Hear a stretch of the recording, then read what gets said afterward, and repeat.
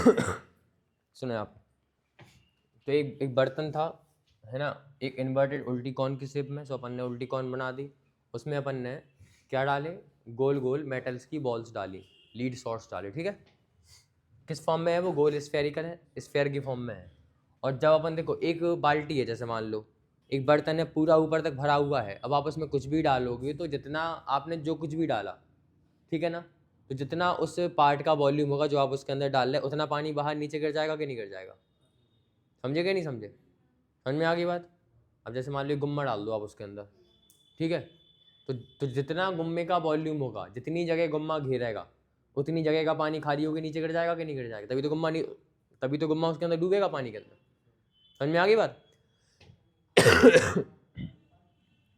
तो वो कह रहे हैं उसके अंदर अपन ने ऐसी बहुत सारी लीड सॉर्ट्स डाले, और जैसे ही अपन ने उसके अंदर मेटल बॉल डाली तो उसके अंदर 1/4 पानी, जितना उसके अंदर वॉल्यूम था, जितना उसका वॉल्यूम था, जितना उसके अंदर पानी था, वो उसका 1/4 पानी क्या हो गया, नीचे गिर गया। मान लो उसके अंदर 100 लीटर पानी था, 100 में से कितना गिर गया, 25 लीटर पानी नीचे गिर गया। ये है, तो 1/4 of the water flows out, find the number of litre. तो वो कह रहा है अगर 1/4 ऑफ द वाटर, जितना उसके अंदर पानी है, अगर 1/4 उसका नीचे गिर रहा, तो बताओ कि अपन ने कितनी बॉल्स डाली। समझ में आ गई बात। अपन को ये बताना है कि अपन ने कितनी बॉल्स उसके अंदर डाली, ठीक है। तो अपन इसके अंदर क्या करने वाले, ऐसी छोटी छोटी सी बॉल्स डालने वाले हैं, इतनी। जब इसके अंदर डालेंगे तो इसका जो पानी है वो पानी कहाँ होगा, पानी नीचे फैल जाएगा, नीचे फैलेगा कि नहीं फैलेगा, समझ में आ गई बात। इसकी हाइट कितनी है, इसकी रेडियस कितनी है, नहीं है, चेक कर लो। हाँ, रेडियस है इसकी कितनी, 8 सेंटीमीटर हाइट है, 5 सेंटीमीटर इसकी रेडियस है।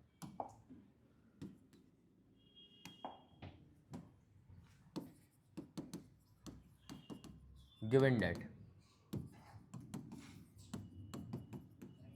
हाइट ऑफ कॉन, कॉन की हाइट कितनी है, 8 centimetre, and radius of cone r is equal to 5 centimetre. Clear है, क्लियर है।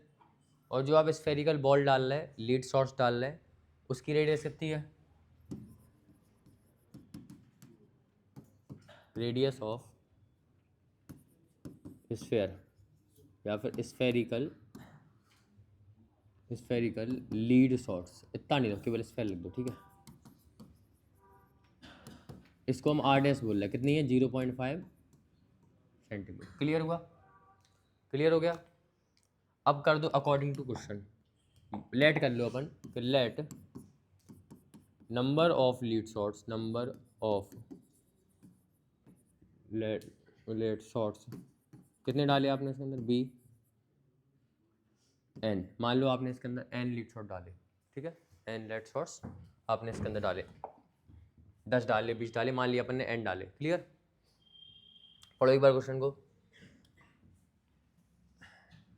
It is filled with water up to the brim, वो जो है वो पूरा ऊपर तक पानी से भरा हुआ है। When late shots each of which is a sphere, and जब स्फेरिकल उसके अंदर अपन ने बॉल्स डाली जिनकी रेडियस इतनी थी, पानी के अंदर, बर्तन के अंदर डाली, तो 1/4 ऑफ द वाटर आउट, ठीक है, उसमें से 1/4 पानी क्या हो गया, नीचे गिर गया। मतलब जितना लेट शॉट्स का वॉल्यूम होगा वो किसके बराबर होगा, 1/4 of the volume of water के बराबर होगा कि नहीं। समझो बात को ध्यान से, क्योंकि आपने आपने उसके अंदर जितनी बॉल्स डाली होंगी उनका जितना वॉल्यूम होगा वो किसके बराबर होगा, जितना पानी नीचे गिरा। तो पानी कितना नीचे गिरा, 1/4 of the volume of the vessel. बर्तन के अंदर जितना पानी था उसका 1/4 पानी नीचे गिरा, तो वो जो 1/4 पानी है वो किसके बराबर है, volume of n lead shots के बराबर है, ठीक है। तो बस इसी को अपन को लिखना है according to question, according to question, n into number of lead shots, n into volume of lead shots।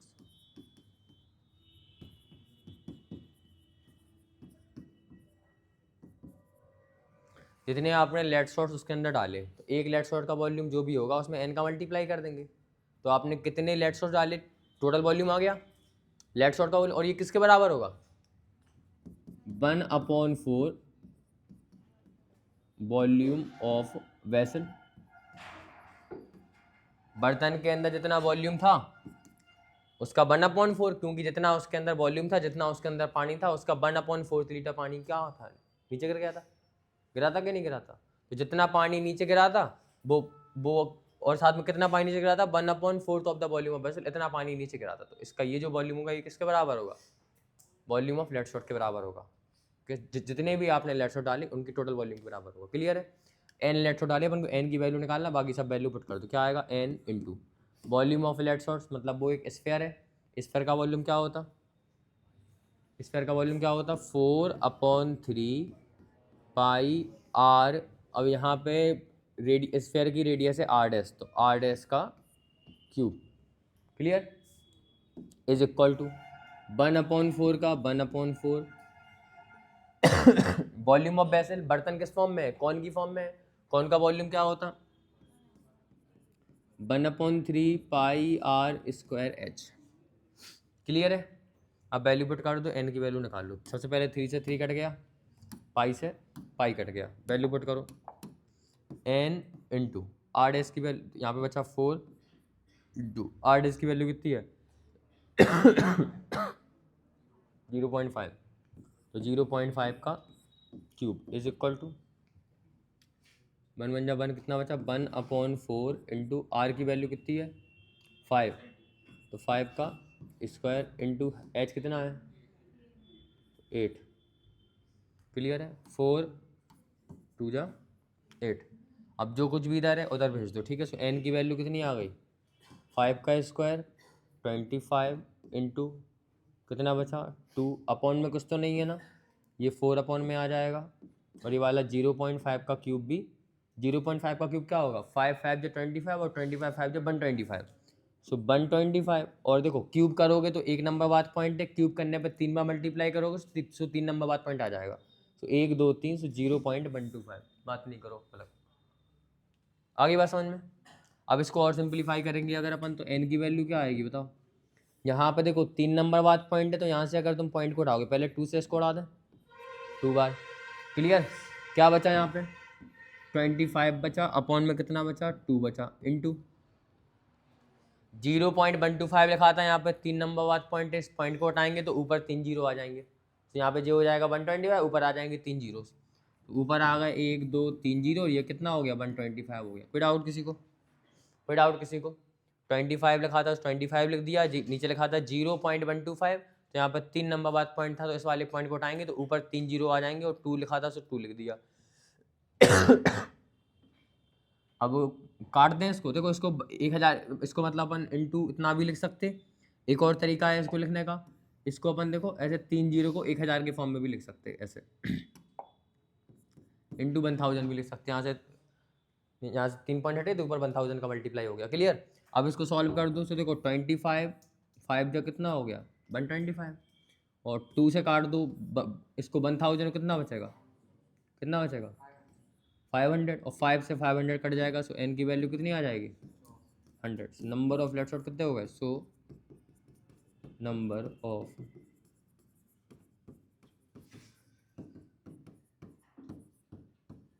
Answer check कर लो। क्लियर है? आगे ना बात समझ में? तो अगर अच्छे तरीके से क्वेश्चन को समझ के करोगे तो कोई गलती नहीं होगी। बस ये है कि आप मिस्टेक कहाँ पे होंगी, पहले क्वेश्चन को समझने में मिस्टेक कर सकते हैं। क्वेश्चन अगर अच्छे से समझ लिया तो बहुत ज़्यादा मिस्टेक करने की संभावना कम हो गई। बस सॉल्व करने में, मल्टीप्लाई डिवाइड करने में गलती नहीं करना। क्लियर है? हरकत तो सुधार लो जरा अपनी।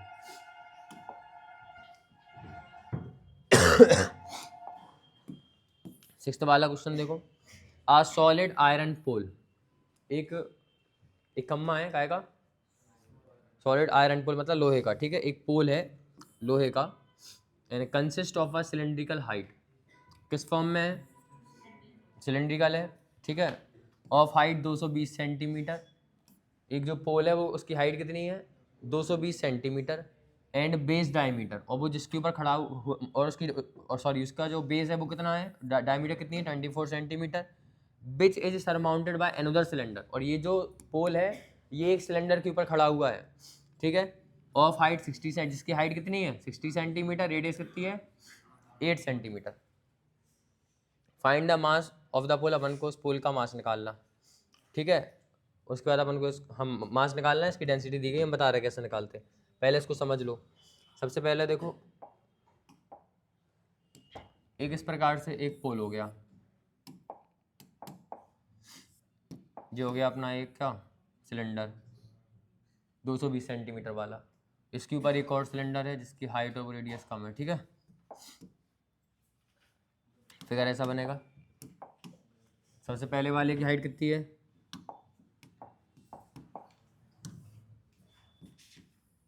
कितनी हाइट है इसकी, डायमीटर कितनी है,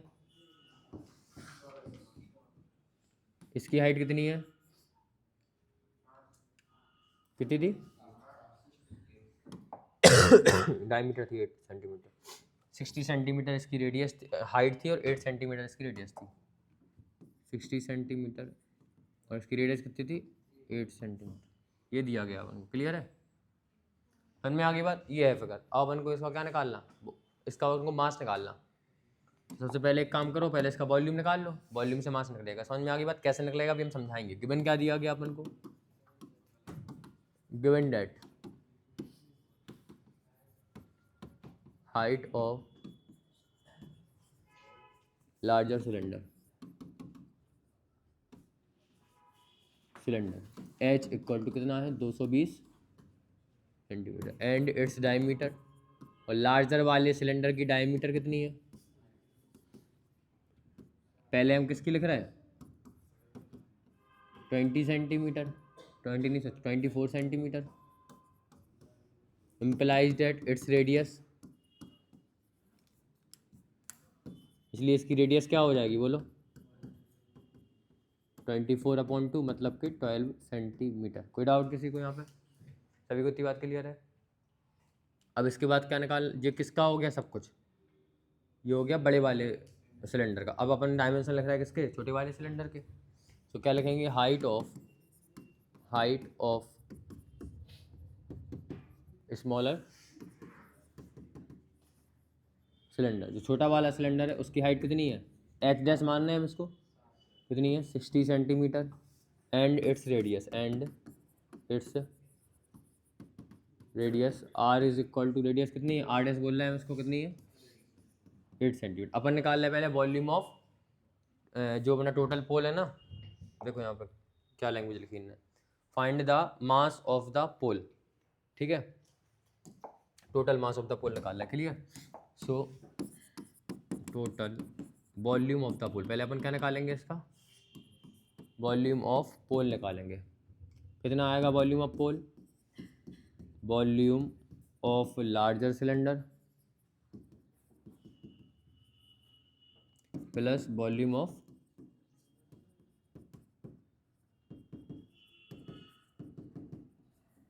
अगर अपन बड़े वाले सिलेंडर और छोटे वाले सिलेंडर के वॉल्यूम को प्लस कर देंगे तो अपन को टोटल वॉल्यूम मिल जाएगा। अब भाई वॉल्यूम ऑफ लार्जर सिलेंडर क्या होगा, फॉर्मूला क्या होता pi r square h cylinder का। छोटे वाले सिलेंडर का वॉल्यूम क्या होगा pi r dash square h dash, clear. Pi common ले लो,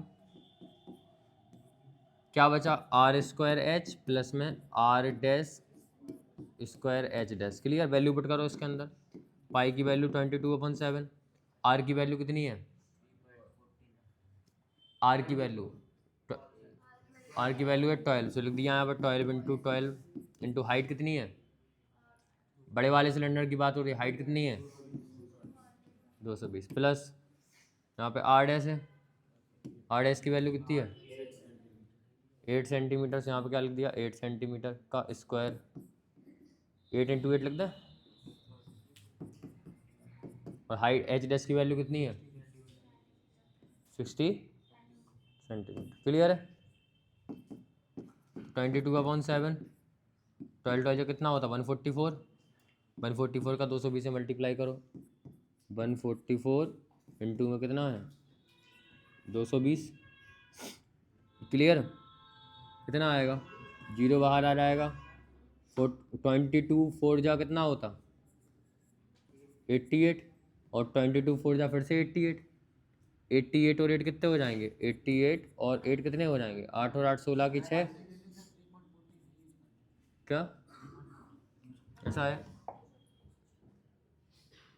लिखा है यहाँ पे? हाँ, पाई की वैल्यू 3.14 तक, तो क्या दिक्कत है? सॉल्व तो सही कर रहा है। 3.14 यहाँ पे भी कितना है? 3.14। अब इसको सॉल्व करो जरा, कितना आएगा? 8 और 8 16 से कैरी आई 1, 8 1 9 हो गया, तो 96 कैरी 22 बन जाए 22, 22 और 9 कितने हो जाएंगे? 31। क्लियर है? कितना आ गया? 31680 प्लस 8 8 जा 64, 8 8 जा 64 का 60 में मल्टीप्लाई करो। 8 8 जा 64, 64 को कैसे मल्टीप्लाई करना? 60 में 0 पहले लग गया, 6 4 जा 24, 6 जा 36, 37 38, 3840, 3840। इन दोनों को प्लस कर दो, देखते रहना कैलकुलेशन सही। अगर एक भी मिस्टेक होगी तो गलत हो जाएगा। इन दोनों को प्लस कर दो, 31680, तो 31680 प्लस क्या प्लस करना? 3840, तो 3840 को प्लस करना 0, 8 4 12 की 2 कैरी आई 1, 8 और 6 14 1 15 की 5 कैरी आई 1, 3 1 4 और 1 5 और 3 35520। ठीक है, कितना आ गया? 3.14 इंटू 35520। अब इन दोनों को मल्टीप्लाई कर दो,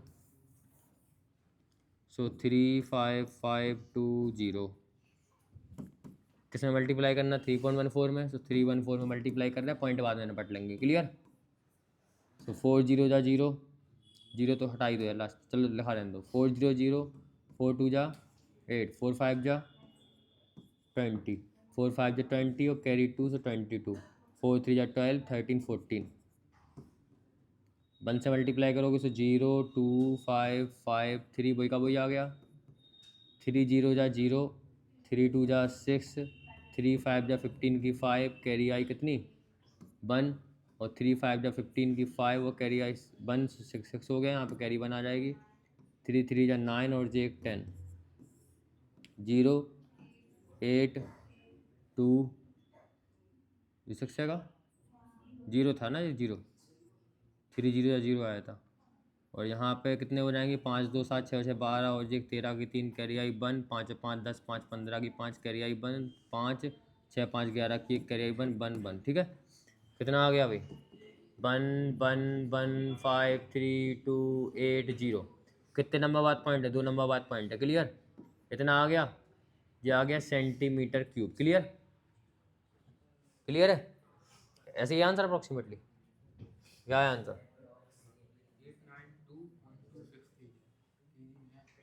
क्या? कोई बात नहीं, देखते हैं। इतनी बात क्लियर हो गई सबको? इतनी बात क्लियर हो गई? अभी अपन ने निकाला इसका वॉल्यूम, अब अपन समझेंगे डेंसिटी। क्या बोला उनने? गिवन डैट 1 सेंटीमीटर क्यूब किसके बराबर है? 8 ग्राम के बराबर है। 1 सेंटीमीटर क्यूब किसके बराबर है? 8 ग्राम के बराबर है। मतलब इतने सेंटीमीटर क्यूब को अगर अपन को वॉल्यूम मतलब मास के अंदर चेंज करना तो 8 से मल्टीप्लाई करना पड़ेगा। क्लियर? जैसे 1 सेंटीमीटर क्यूब हम जानते हैं, देखो यहाँ पे since 1 centimetre cube is equal to, ऐसा लिखो, mass of 1 centimetre cube, mass of 1 centimetre cube is equal to कितना है? 8 ग्राम। अपन को क्वेश्चन में गिवन दिया गया, तो इतने ही सेंटीमीटर क्यूब का मास क्या होगा? 8 से मल्टीप्लाई कर देंगे। क्लियर है?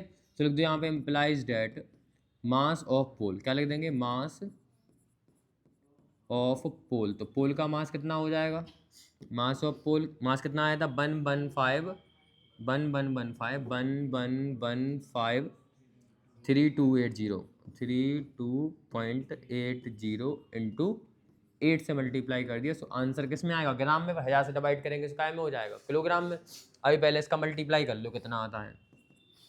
तो भाई देखो 8 0 जा 0, 8 8 जा 64, 64 की कितनी कैरी आ गई? 6। उसके बाद 8 2 जा 16, 16 और 6 कितने हो गए? 22 की 2। फिर 8 2 जा 16, तो हो चुका ना, अलग से कर रहा है वरना ऐसा यहीं पे लिख रहा है। देखो 8 0 जा 0, 8 8 जा कितना हो गया? 8 8 जा 64, 8 2 जा 16, 16 और 6 कितने हो गए 22, 8 3 जा 24, 8 3 जा 24, 24 और 2 कितने हो गए 26, 8 5 जा 40, 42, 8 1 जा 8, 8 का कितना हो गया 12 की, तो कह रही है कितनी 1, 8 1 जा 8, 8 और 1 9 और 8 1 जा 8। क्लियर? कितना आ गया 89.226240, 2 नंबर बाद पॉइंट है, 2 नंबर बाद पॉइंट लगा दिया। इसको साफ कर दो, वरना जब तुम सॉल्यूशन देखोगे तो तुम्हें लगेगा सर ने जाना जी का लिख दिया।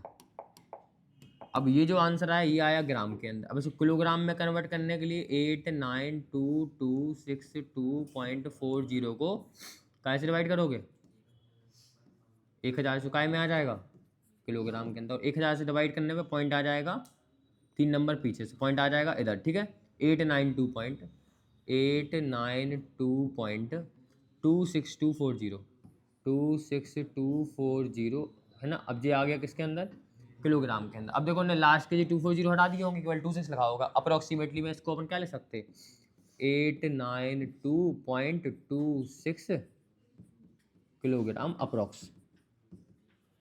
आ गया आंसर? ठीक है, तो ये क्वेश्चन ऐसे 4 नंबर का तुम्हें इसका एक क्वेश्चन 100% देखने को मिलेगा। कैलकुलेशन आपकी अच्छी होनी चाहिए, जहां आपने कैलकुलेशन में मिस्टेक करी वहां आपकी गलती हो गई। समझ में आ गई बात करें? तो एक काम करो, आज के लिए देखो यहाँ पे 7th वाला क्वेश्चन एक ही बचा। हाँ 2 क्वेश्चन बचे, तो कल हम इसको ख़त्म भी कर देंगे। परसों इस चैप्टर का टेस्ट होगा। आज कितनी तारीख है, 3 तारीख है ना यार, आज 3 तारीख है। हाँ बात सुनो, कल की आप लोगों की छुट्टी रहेगी, ठीक है।